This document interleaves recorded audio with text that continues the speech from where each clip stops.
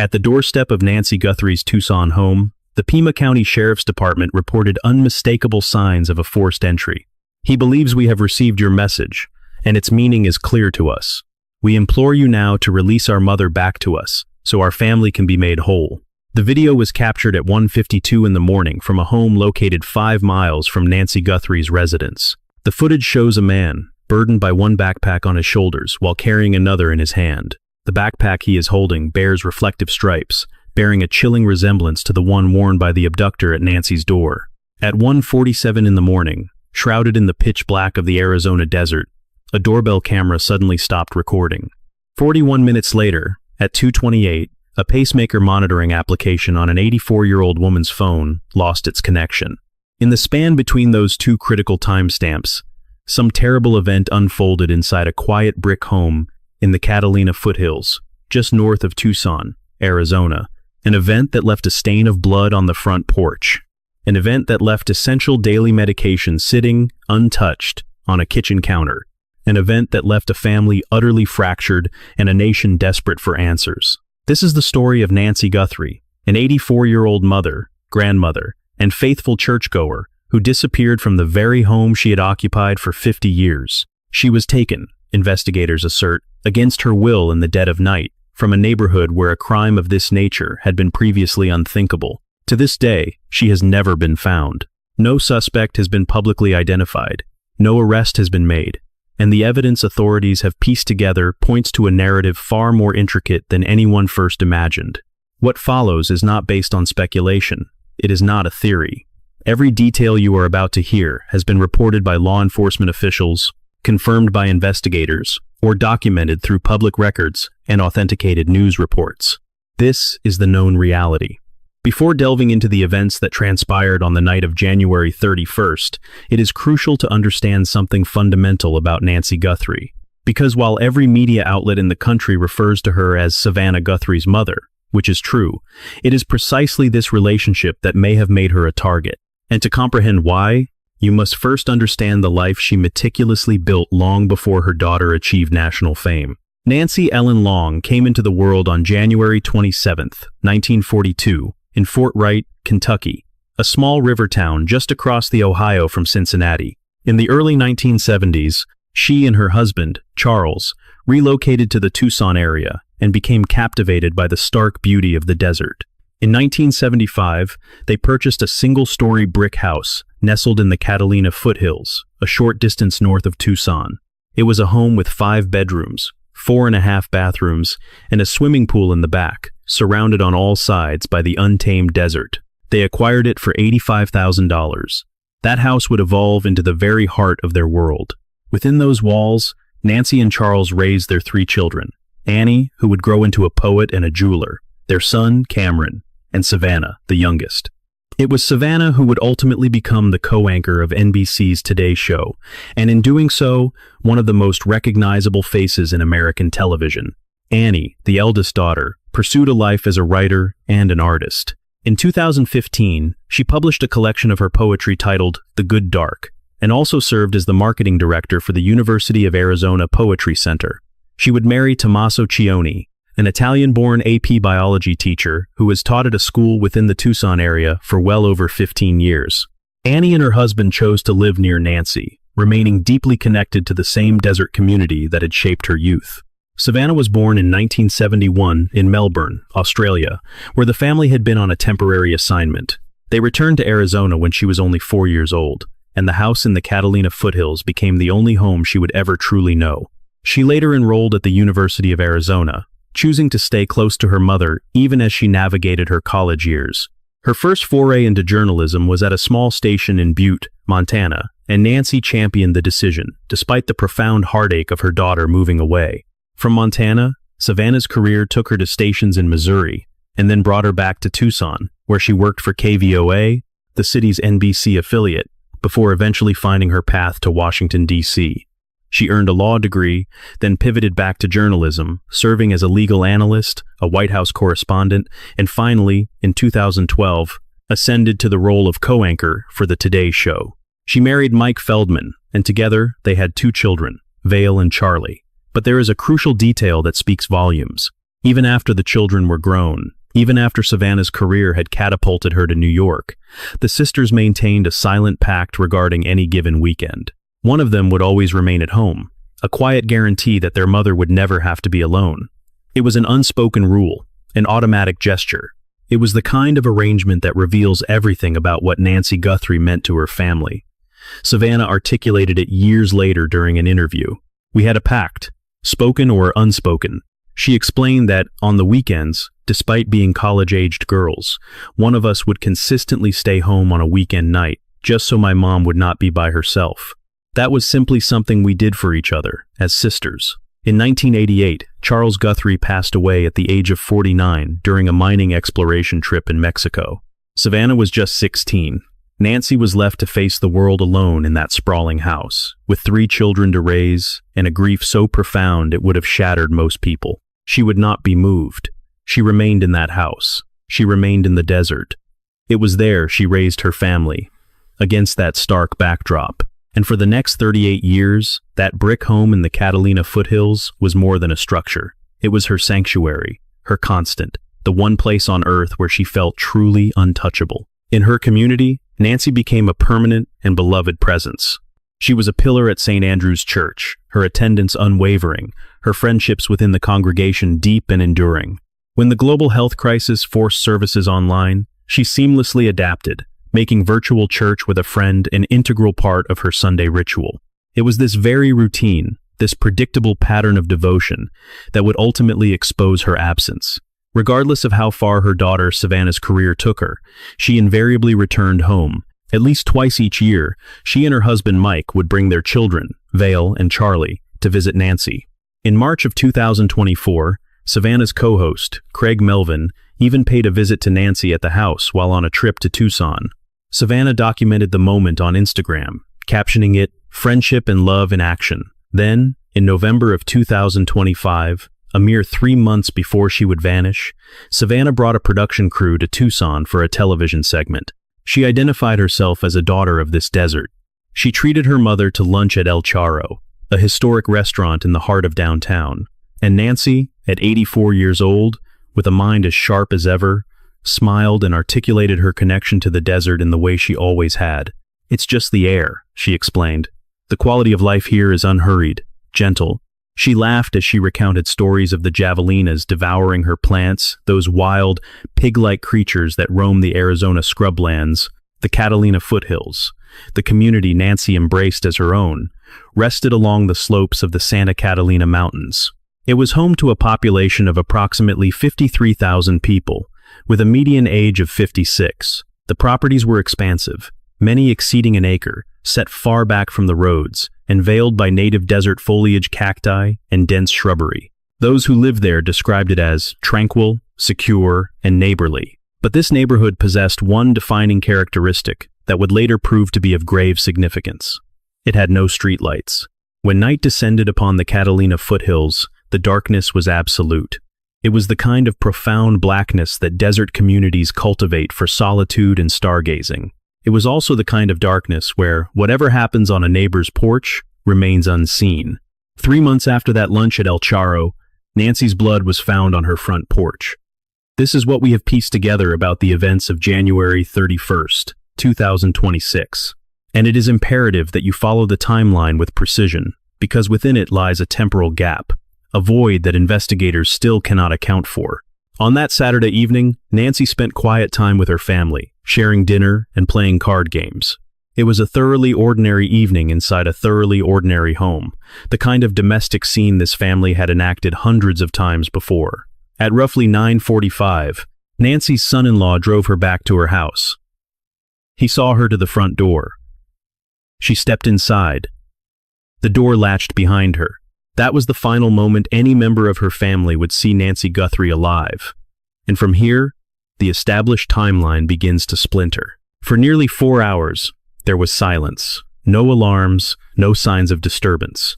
By all accounts, Nancy would have followed her nightly routine and gone to sleep in the very same home she had occupied for half a century. Then, at 1:47 in the morning on February 1st, her Nest doorbell camera was disconnected.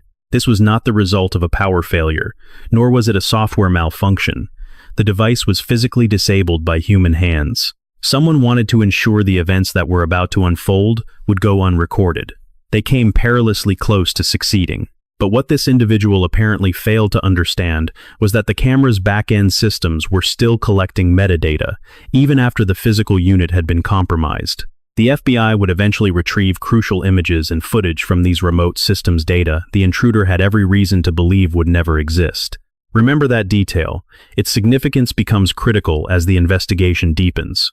At 2:12 in the morning, a full 25 minutes after the camera was disabled, the system registered motion. Someone was on the property. But with the video feed severed, there is no corresponding footage. The system logged a presence it could no longer see. Then, at 2:28 in the morning, Nancy's pacemaker application lost its connection to her phone. It is vital to understand the implications of that event. A pacemaker app forges a constant, stable link with the patient's phone, monitoring and transmitting cardiac data in real time. For that connection to be broken is an anomaly. It means one of three things. The phone was destroyed, the phone was moved beyond the device's range, or the pacemaker itself ceased all transmissions. Each and every one of those scenarios points to the same inescapable conclusion. Something catastrophic happened to Nancy Guthrie at precisely 2:28 in the morning, and between 1:47 and 2:28, an unknown person was inside or around her home for 41 minutes. Now, I need you to hold on to that number, 41, because everything the investigation would become, every subsequent decision, every allocation of resources, every single theory that was formed, all trace back to the meaning of those 41 minutes. If an intruder's goal is theft, the operation is about speed in and out. Law enforcement experts will tell you that a seasoned burglar is on site for less than 5 minutes. They breach, they acquire their target, they exit. 10 minutes suggests a lack of experience, or a search for a very specific item. 15 minutes is beginning to stretch the boundaries of a typical burglary. At 20 minutes, the fundamental nature of the crime begins to transform from one against property to something far more personal.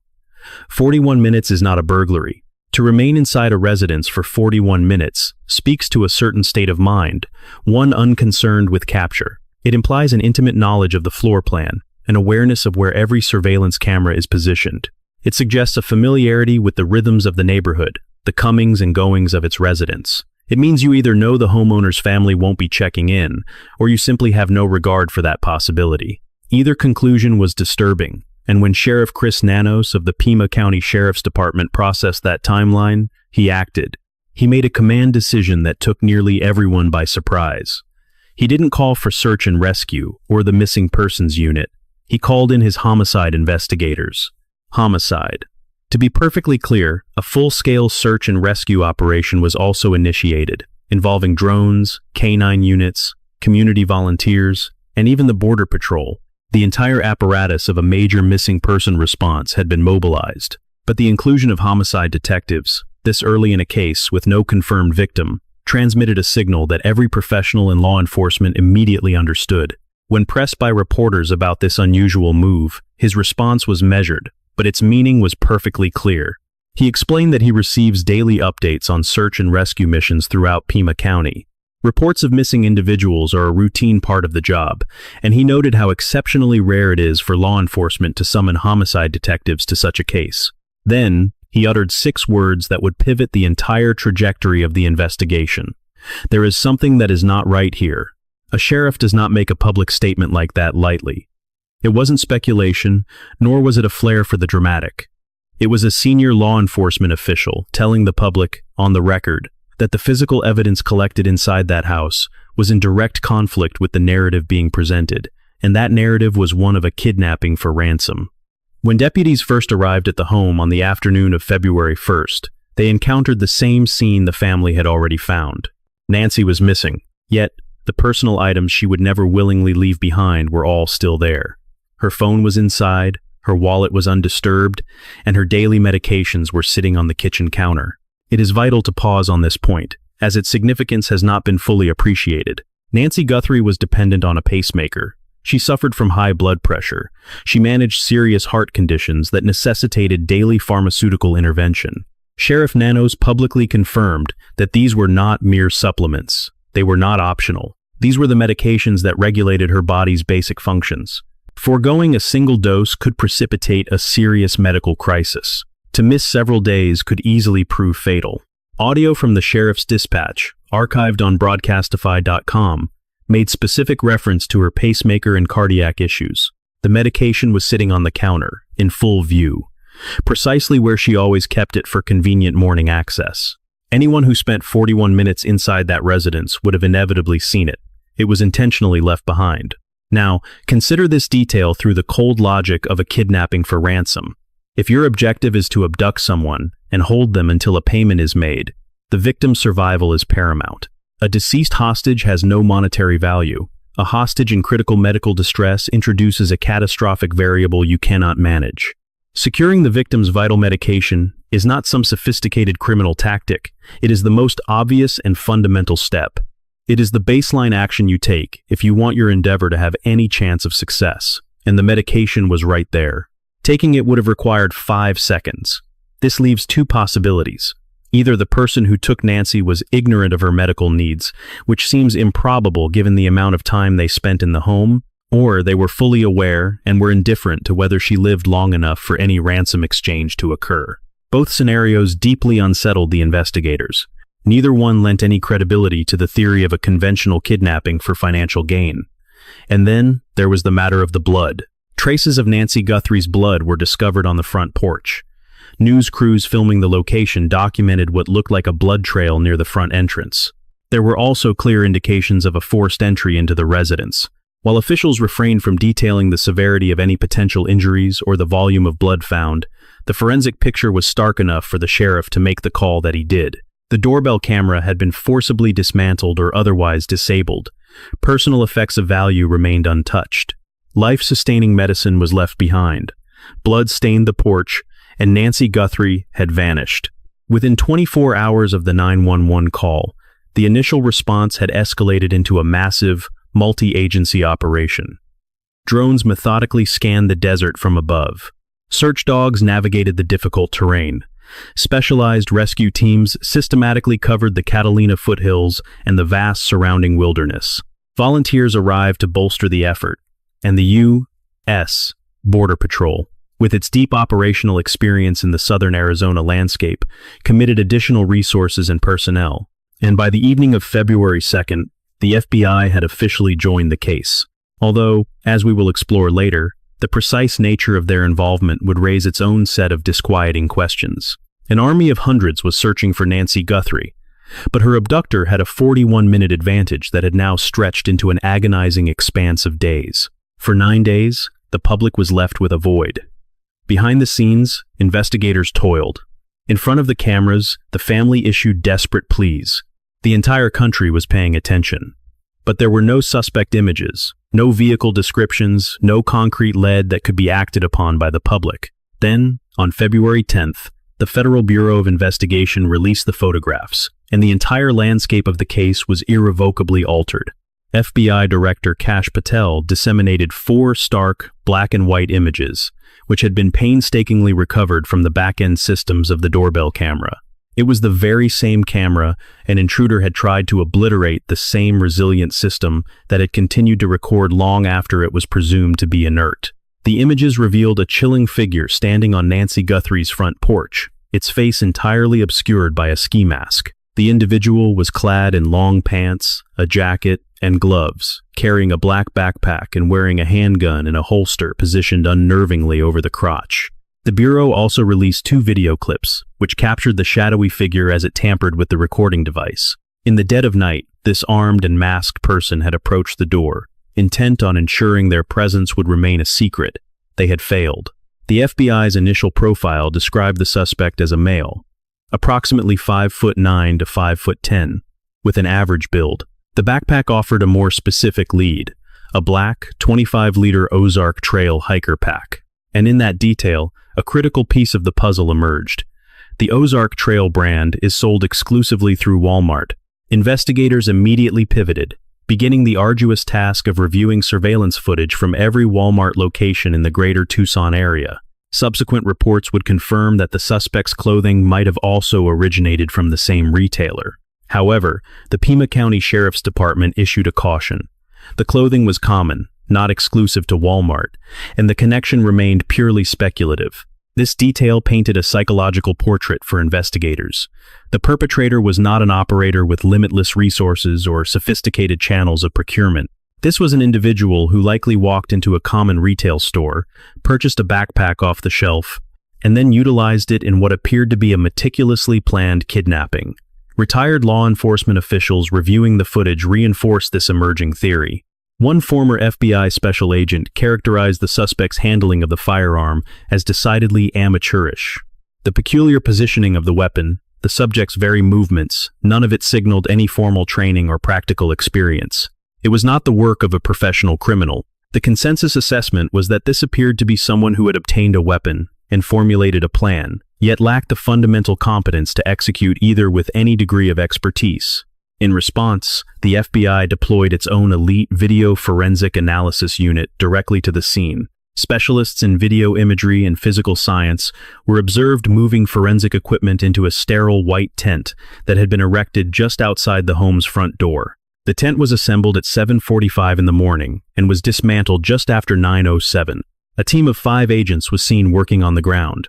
Photographs captured by Fox News Digital showed investigators departing with a diagram that displayed human heights, suggesting a methodical effort to compare the physical dimensions of the scene with the surveillance footage to refine their description of the suspect. It was noted that a prominent member of this forensic team had previously contributed to the investigation of the Brian Kauberger case in Idaho.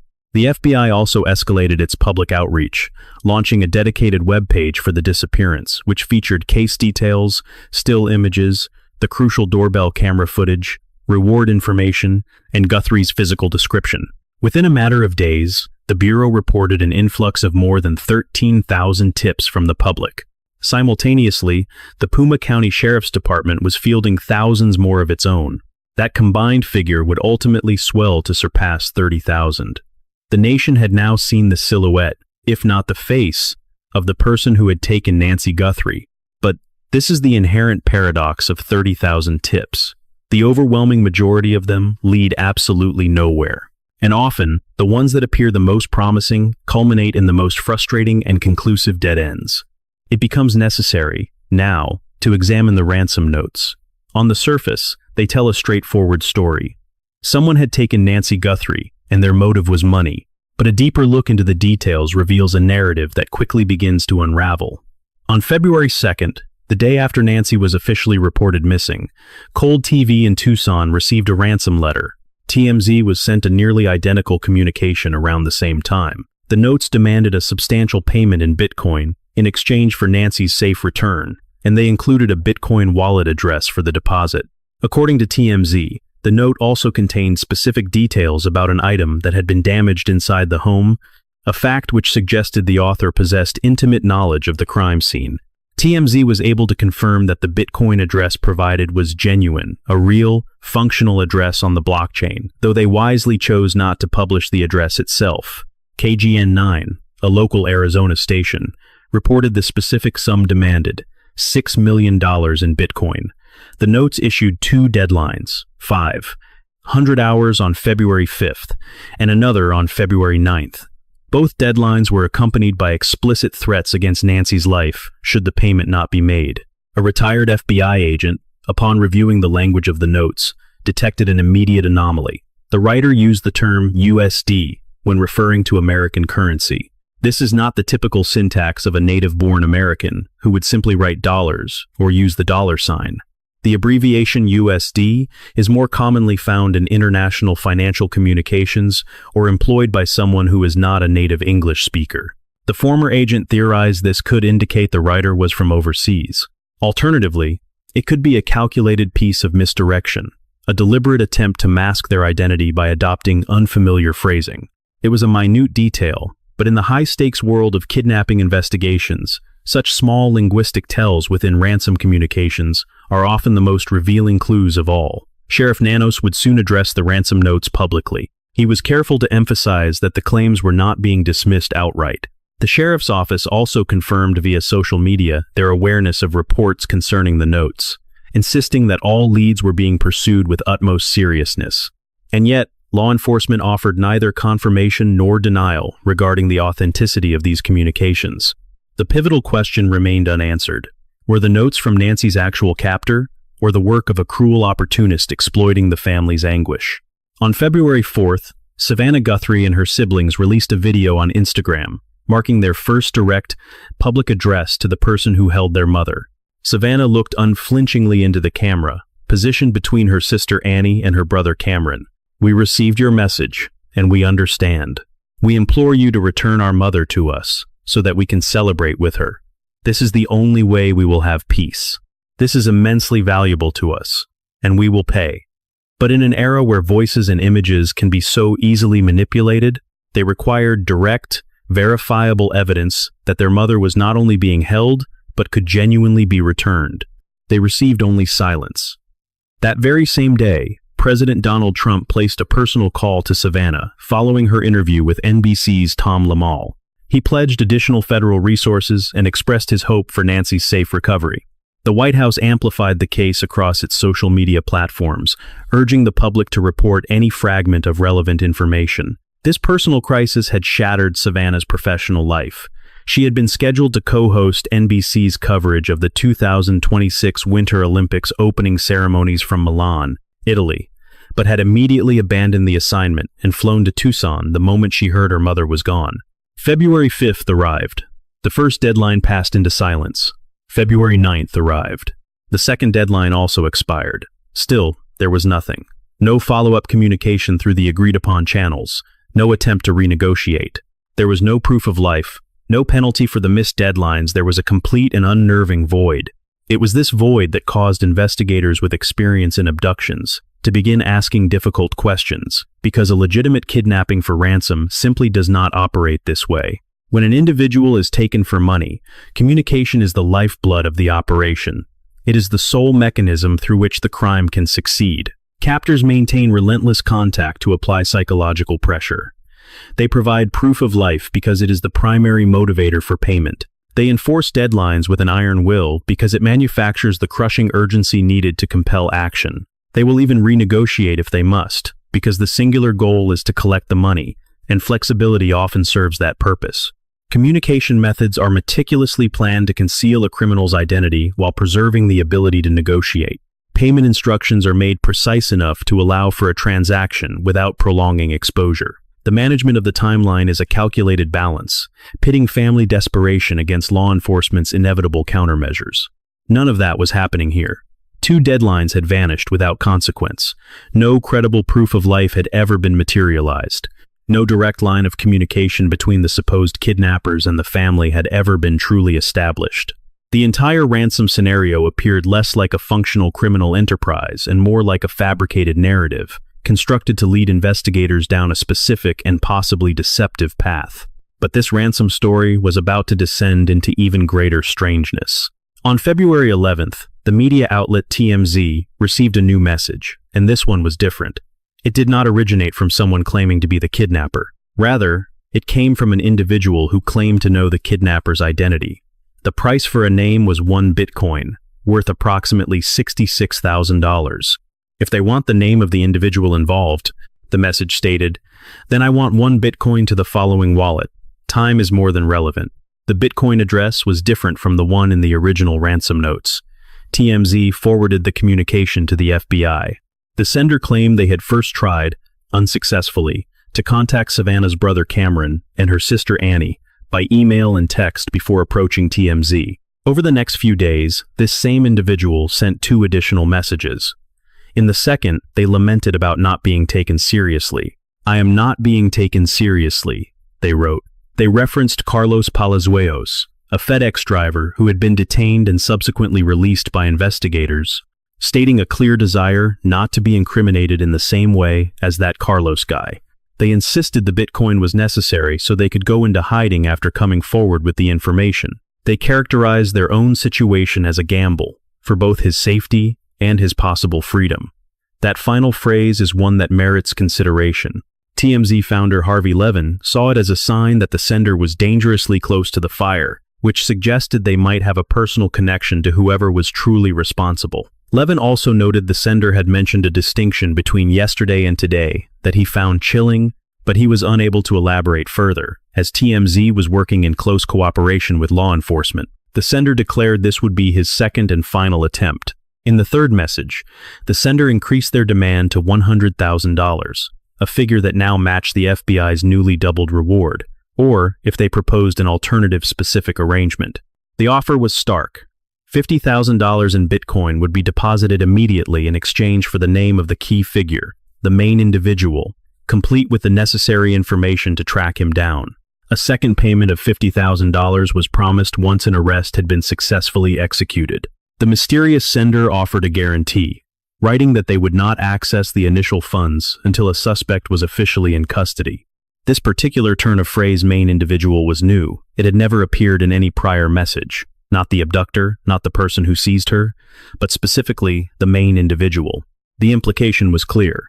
This was not the work of a lone actor. The executive producer at TMZ observed that the writing signature across all 4 messages, from the original ransom demand to the 3 subsequent emails, seemed to belong to a single author. Yet the 3 tip-offs were markedly different in their tone and intent when compared to the initial extortion attempt. A distinction that TMZ's Harvey Levin noted made the first note stand entirely on its own. The Federal Bureau of Investigation made no deposit of any funds into the specified Bitcoin account. It remains unknown whether this decision was because they dismissed the emails as an elaborate hoax, or if they were tracking the sender through alternative, undisclosed methods. NewsNation later reported that the FBI's refusal to transfer the money suggested a growing concern among investigators that the emails could be fraudulent. I believe there is a genuine possibility of that. A producer from TMZ conveyed to NewsNation, "I think that is absolutely a concern they have, that this is just someone trying to punk them." All the while, the cryptocurrency element introduced another dense layer of complexity to the case. Fortune magazine revealed that a nominal sum of Bitcoin had already been sent to the wallet address mentioned in the original ransom note. This transaction created a potential digital breadcrumb for law enforcement, as every blockchain transfer is permanently etched into the public record and is inherently traceable. Analysts pointed out that, despite its reputation for anonymity, Bitcoin's mechanics are fundamentally transparent. Each and every transaction is documented on an open, public ledger. As one analyst described it, the blockchain is an unblinking eye. Every single transfer is logged and can be traced for all time. And in a separate development, at least one individual had already been apprehended for attempting to exploit the family's tragedy for personal gain. Derek Kella, a 42-year-old from California, was taken into custody and charged with distributing false ransom demands to the Guthrie family. The criminal complaint detailed that Kella had allegedly sent a pair of text messages to a family member on February 4th, in which he claimed to be Nancy's abductor and demanded payment. He faced one count of intent to transmit a ransom demand and another for using a telecommunications device to anonymously abuse, threaten, or harass. He appeared before a court on February 13th and was subsequently released pending his arraignment. So, as the middle of February arrived, the ransom situation was a tangled mess. There was an unverified original note demanding $6 million. There was a series of tips from an anonymous source who may or may not have had knowledge of the crime, but was undeniably close to the fire. There was at least one confirmed instance of fraud. 2 deadlines had come and gone without any repercussions. A minor Bitcoin transfer had been made to the initial wallet address, and there was still no proof whatsoever that Nancy Guthrie was alive. The ransom communications were meant to provide answers. Instead, they only deepened the mystery.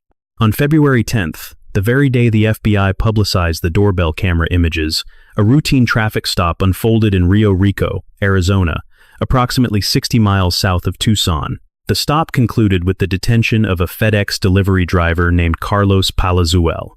"What do you want, people? Your name's everywhere." "I'm innocent. That's all I can say. I have nothing to do with this." "Were you shocked?" And, "Yeah, I was. Tell me, come on, what do you expect me to do?"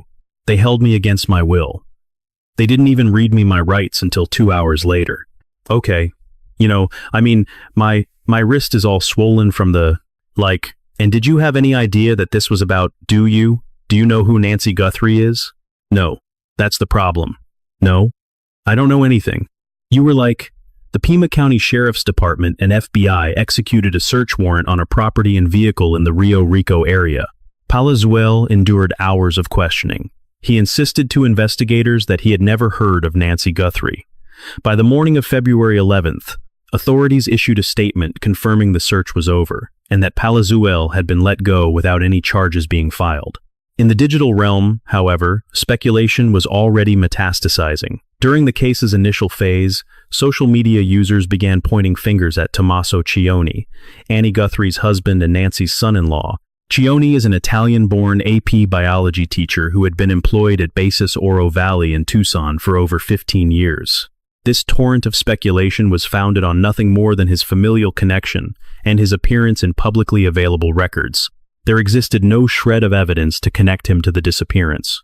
Sheriff Nanos spoke to the rumors without identifying anyone by name, affirming that, at that stage in the investigation, everybody was still a suspect, but he pointedly did not classify Cioni, or anyone else, as a person of interest. This online chatter was precisely the kind of distraction that investigators worried would obscure any genuine leads that might surface. On February 8th, a full week into the desperate search, the investigation took a turn, signaling a profound and chilling shift in perspective. Their focus turned to a septic tank, accessed through a manhole on NY's property. This was not the work of a rescue mission. This was something far darker. It was the grim task of searching for evidence, an implicit acknowledgement that they were no longer looking for a person who was alive. The yellow tape, once removed, was strung up again around NY's home. The grounds were officially sealed off, once more designated an active crime scene. A former FBI special agent observed publicly that this lapse, the period between the scene's release and its subsequent lockdown, had opened a dangerous window of uncertainty. In that unguarded interval, an unknown party could have compromised the integrity of the scene, either by planting false clues or removing crucial ones, thereby tainting the entire evidentiary chain for any potential prosecution. And then, under the cover of darkness on February 14th, SWAT units from the Pima County Sheriff's Department, flanked by federal agents, descended upon a residence near East Orange Grove Road and North First Avenue, just 2 miles from where Nancy Guthrie lived. Roads were blockaded for blocks. For hours, the neighborhood was held in the grip of the large-scale operation. While the Sheriff's Department acknowledged on social media a connection to the Guthrie case, they remained tight-lipped, citing an FBI request for a complete information blackout. An inside source within local law enforcement whispered to reporters that at least 3 individuals, 2 men and the mother of 1, had been taken into custody. But the same source tempered this revelation, noting that during the execution of a search warrant, it is standard procedure to detain everyone on site for the safety of the officers involved. Simultaneously, a separate team of investigators moved in on a second location, the parking lot of a Culver's restaurant, a little more than 2 miles from NY's house. There, officers enveloped a single vehicle, interrogating its driver for hours on end. A Range Rover SUV was meticulously tagged as evidence and then hauled away from the scene. The restaurant sat at the crossroads of First Avenue and River Road. For a few tense hours, it felt as though the case was on the verge of cracking wide open. It was a false dawn. The next day, the Pima County Sheriff's Department released a terse statement. No arrests had been made, and no one was being held. The official narrative explained the flurry of activity as the result of a lead we received, and confirmed the traffic stop involved questioning an individual who was ultimately released. In a subsequent media appearance, former FBI official John Miller offered a stark analysis of the situation, characterizing the entire operation as the pursuit of a lead that, in the end, simply dissolved. He labeled it another dead end, cautioning a watching public that such dramatic but fruitless raids might become a recurring feature of the ongoing investigation. I want to point out we may see a couple more of these as this goes on, Miller stated, managing expectations. A distinct event on February 10th had also involved the Culver's restaurant, where a person of interest was questioned during a traffic stop that Friday night. Sheriff Nanos would later confirm to a local news station that the man was, in fact, a person of interest, but had been cooperative and was consequently let go. But by the middle of February, sources revealed to NBC News that the investigative lens was beginning to shift away from several individuals who had been under intense public and private scrutiny. This included the man whose home was raided on February 14th, Carlos Palazuelos, and, significantly, all of Nancy Guthrie's relatives. These sources were careful to state that no one had been formally cleared, and that all avenues remained open to investigators, yet the momentum was undeniably moving away from the familiar names dominating public speculation and veering toward a target that remained shrouded in secrecy. Over 30,000 tips had poured in, hundreds of law enforcement personnel were on the ground, and yet, after 16 days, the only individual facing charges was a man from California, arrested for sending fraudulent text messages. But amidst the labyrinth of dead ends, a discovery was made. Throughout the exhaustive search, approximately 16 gloves had been recovered from locations in and around NY's home and the vast desert beyond. The vast majority of them were work gloves, discarded by the hundreds of officers and volunteers who had relentlessly scoured the area since February 1st. But one of these gloves was different. It was discovered lying in a field, just off the side of a road, roughly 2 miles from Nancy Guthrie's residence. It bore no resemblance to the standard-issue gloves of the search teams. The FBI issued a statement. It appeared to be a visual match to the gloves worn by the masked figure in NY's chilling doorbell camera footage. And inside that glove, they found human DNA. The genetic profile belonged to an unidentified male. It is critical to note, however, that this was not the same glove photographed by the New York Post, an image that had circulated widely through the media. On February 11th, the Post had published a compelling photo of a black glove that investigators found less than 2 miles from NY's home.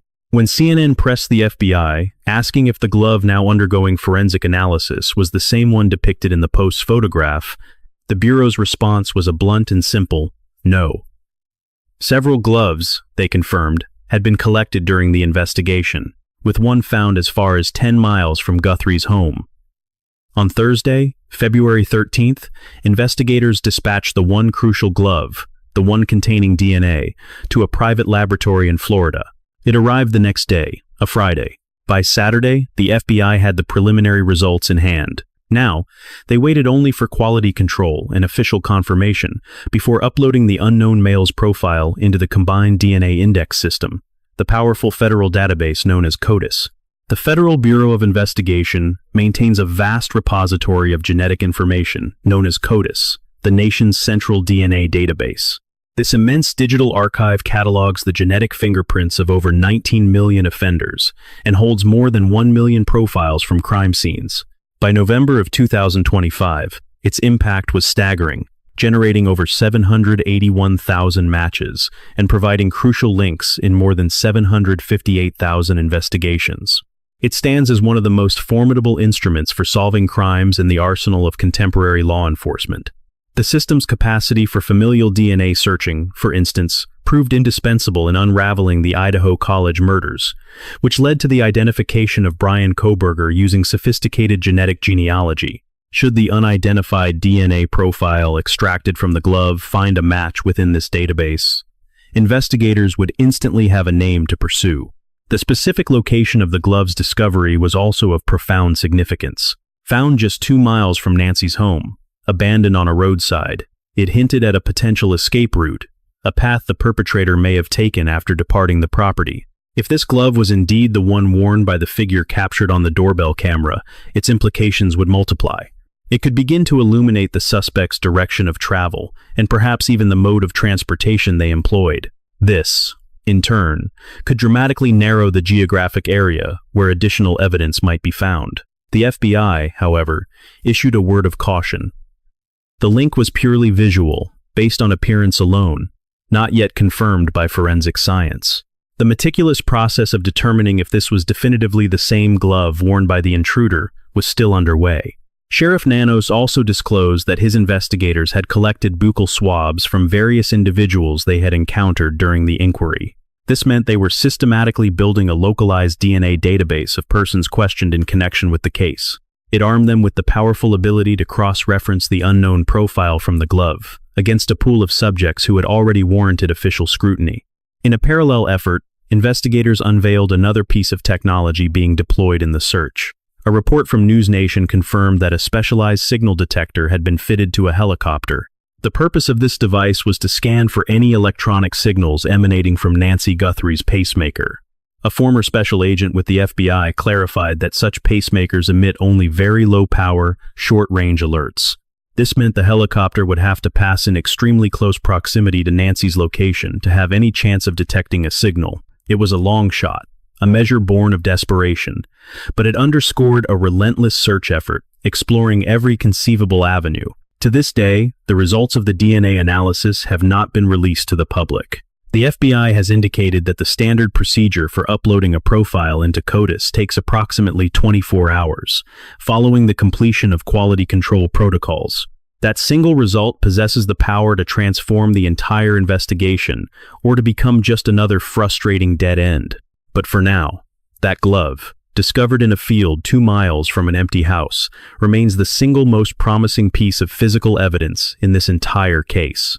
We must now examine the questions this case forces us to confront, not theories, not speculation, but questions that arise directly from the evidence that has been made public by investigators. Who was inside Nancy Guthrie's home for 41 minutes, and for what purpose? Such a duration implies one of two things: an intimate familiarity with the property, or a chilling indifference to the risk of being discovered. Neither of these possibilities aligns with the profile of a random intruder, a stranger entering a home for the very first time. How did the perpetrator know precisely how to disable Nancy's doorbell camera by physically tampering with the device? They were aware of its location and understood the necessity of neutralizing it. This kind of knowledge points toward a personal familiarity with the residents. Indeed, it could have been gained during previous visits as a contractor, or perhaps through methodical surveillance over time. But it is not something one simply discovers at 1:47 in the morning on a maiden visit. Then, a more troubling question. Why was Nancy's medication left behind? In any scenario involving ransom, the victim's survival is paramount. The medication was in plain sight, easily accessible. To leave it behind suggests either a catastrophic level of incompetence or something far more sinister, that the long-term survival of the victim was never part of the plan. And why did the ransom attempt itself disintegrate? 2 deadlines came and went. No proof of life was ever offered. There was never any direct communication established with the family. The entire framework of the ransom demand crumbled in a manner inconsistent with how professional kidnapping-for-profit operations are executed. Why did this abduction occur on the precise weekend that Savannah was scheduled to be out of the country? Savannah was slated to fly to Milan as part of her network's Olympic coverage. These types of professional assignments are finalized weeks, if not months, ahead of time. An individual with knowledge of that commitment would also understand that Nancy's primary family support network would be geographically distant and unable to mobilize swiftly. The timing could be a mere coincidence, but it is the kind of coincidence that investigators are trained never to ignore. Finally, why did Sheriff Nanos involve homicide detectives before any body had been discovered? This was a public and deliberate decision.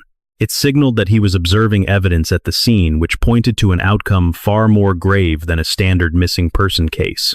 He has never publicly specified what that evidence was, but his 6 words were ominous. There is something that is not right here. It was as close to a public warning as a sitting sheriff can issue. These questions do not yet have public answers, and they may remain unanswered for weeks, or even months.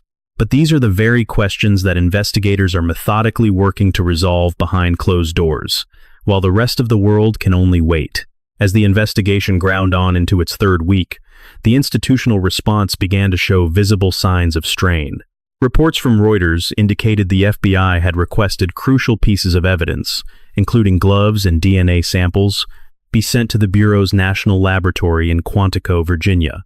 Sheriff Nanos, however, was said to have insisted on utilizing a private lab in Florida instead. Nanos publicly denied obstructing FBI access, labeling the report as nowhere near the truth, and maintaining that the decision was coordinated with local FBI command. He articulated that the strategic rationale was to consolidate all materials at the same facility where existing DNA profiles and markers from the case were already under analysis, but the public perception of the move was deeply damaging.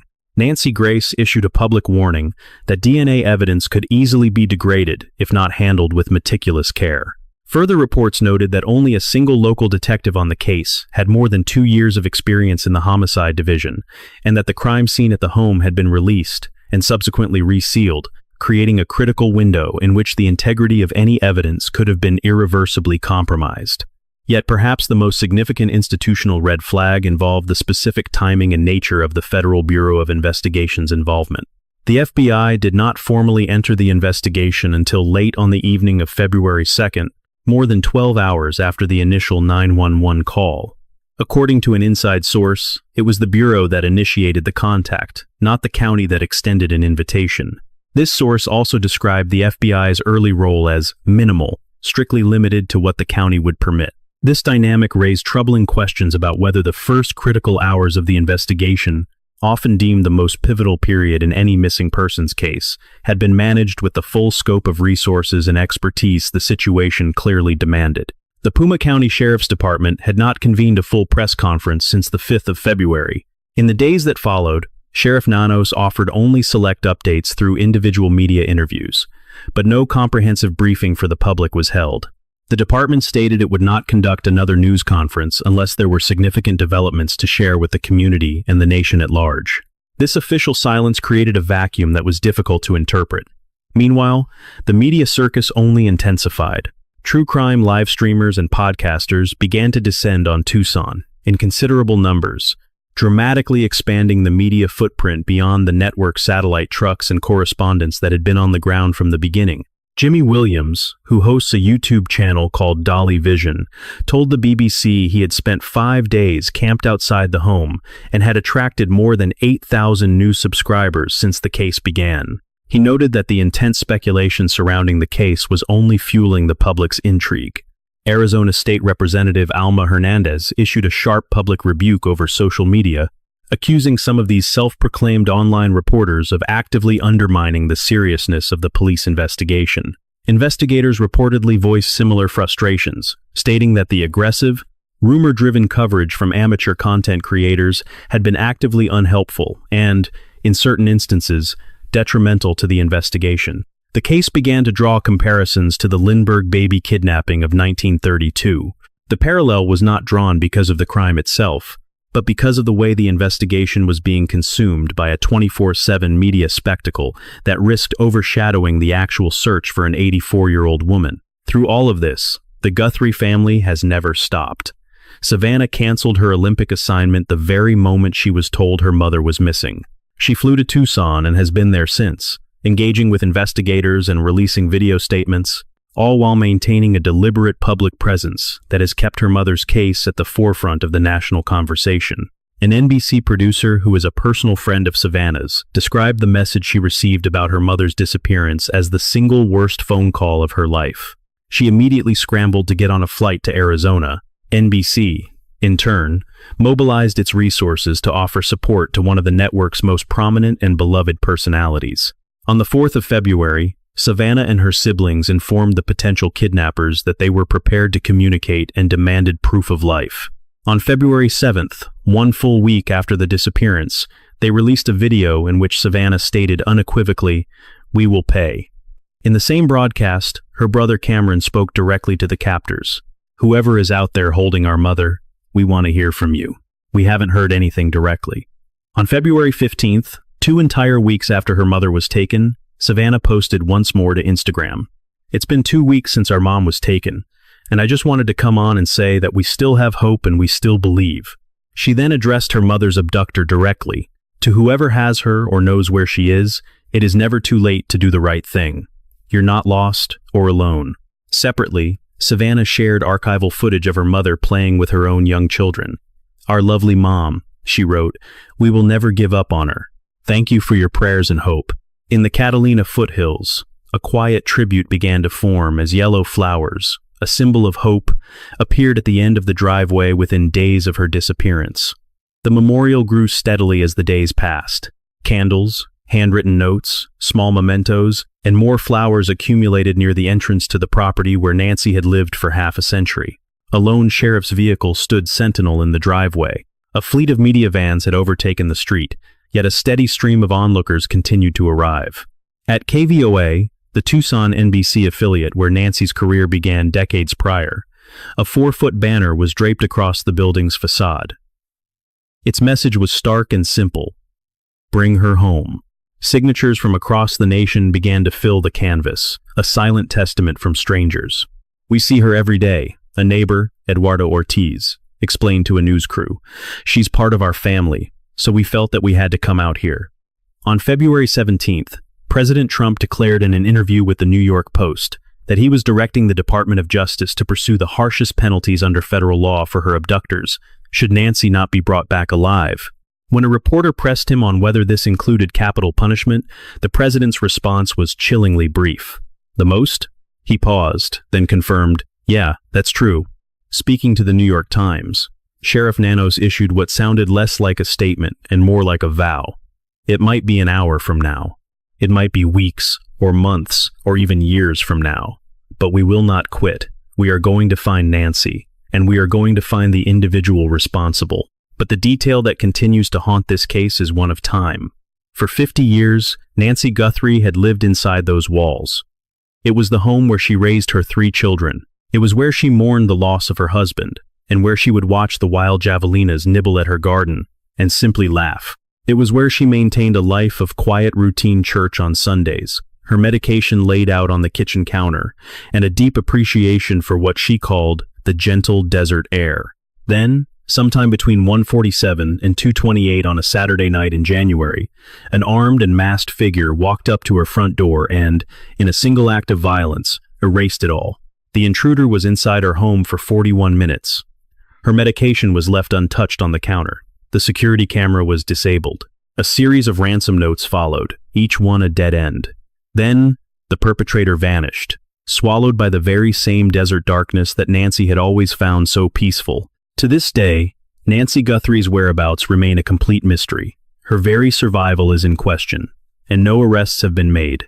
The sole piece of physical evidence that could possibly identify her abductor is a trace of DNA, recovered from a single glove discovered in a field just 2 miles from her now empty home. And yet, a staggering 30,000 tips have poured in from the public, while hundreds of investigators work tirelessly around the clock. The full weight of the FBI's most sophisticated forensic technology has been brought to bear on the investigation. And at the center of it all is a family, one that has already endured unimaginable loss, who now refuses to surrender hope for the matriarch who was once their anchor. Someone out there knows what transpired in Nancy Guthrie's home. Someone saw who approached that porch. Someone knows her location at this very moment. If you are that person, and you are watching this, the FBI tip line can be reached at 1-800-CALL FBI. The Pima County Sheriff's Department can be reached at 520-351-4900. A $100,000 reward is being offered for any information that leads to Nancy's safe return or the arrest of those responsible. Nancy Guthrie is 84 years old and relies on a pacemaker. She is dependent on daily medication. Her family is desperate for her return, and this story is not over.